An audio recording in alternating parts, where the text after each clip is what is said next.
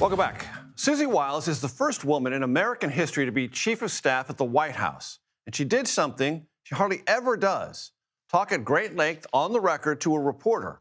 Well, that reporter, Chris Whipple, Vanity Fair, I spoke with him about his story, what it tells us about President Trump's second term, and some of the conversation it has generated. Disingenuously framed hit piece. That's what Susie Wiles, the White House chief of staff, said about your article. Chris, is it?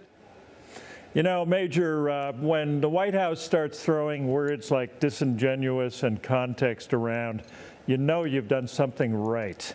What they have not done is challenge a single assertion in the piece or a single quotation, and that's because they know that everything is rock solid. So instead we're getting what Ben Bradley used to call a non-denial denial, and this one's a doozy. The White House press secretary, Caroline Leavitt, accused you of bias by omission, meaning you left out things that would have been more laudatory to the president and his first year in his second term.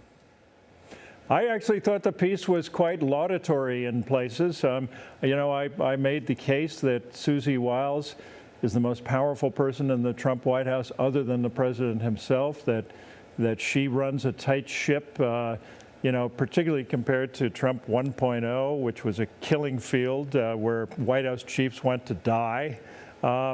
You know, she's done a good job in many respects, and I think the piece reflects that.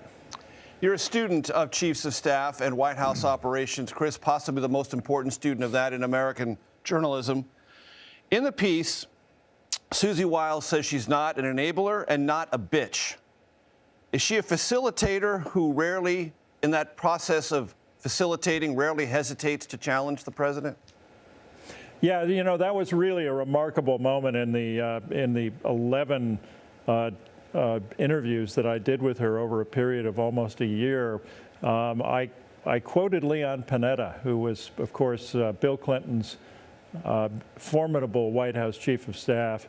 I spoke to him, and he told me that he wasn't sure whether Susie Wiles was an enabler, as he put it. Boy, did I get a rise out of her. That was when she said, "I'm not an enabler, and I'm not a bitch." Her words, not mine. And I think that the reason for that is that she knows that the most important duty of the White House chief is to tell the president hard truths, and I suspect that she's sensitive about that because she hasn't always done that. Right, and to facilitate the Trump agenda is to push it forward, not second guess it. Yeah, you know, that was a definition of the role that J.D. Vance gave me, as you can read in the Vanity Fair piece. He said, look, you know, in the first term, people had this crazy idea that they were supposed to be looking after the national interest instead of facilitating the president's vision. But here's what Vance doesn't get about that, in my view, and that is that facilitating the president's vision, in executing his agenda, requires speaking hard truths and helping the president to avoid landmines that will come back to haunt him and damage his agenda and potentially hurt the country. I just want you to give my audience a sense of how intentional this was. Chris, you mentioned 11 interviews, almost 11 hours, in excess of 11 hours. And those in the White House, in the inner circle, posed for very stylistic photographs taken by Vanity Fair. That's an allocation of time in the go-go, rush world of Trump requires pronounced intentionality. There was nothing rushed or unintentional about this.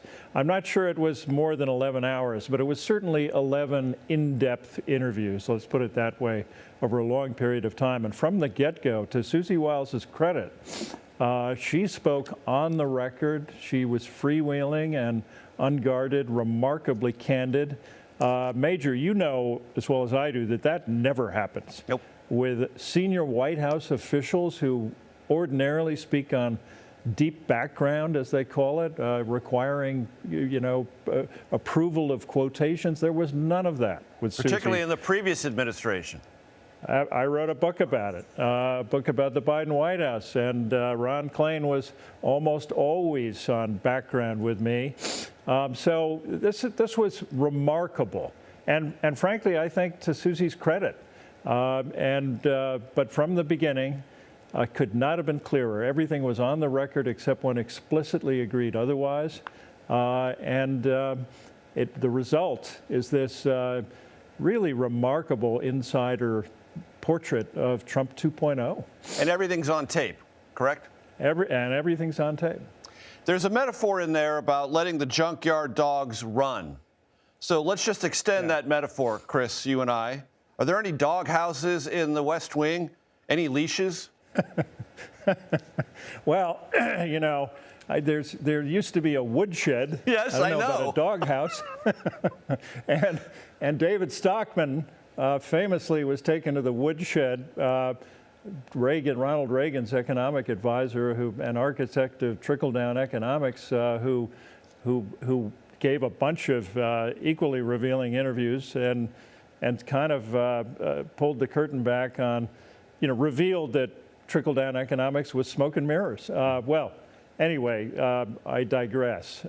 If there's a doghouse in the White House, I don't think that Susie's headed there, because I think that her bond with Trump is really remarkable. She is the only person he trusts.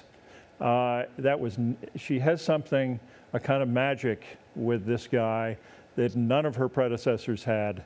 As you know, I mean, he blew through 4 different White House chiefs in his first term. So if there's a doghouse, I don't think Susie's in it, frankly.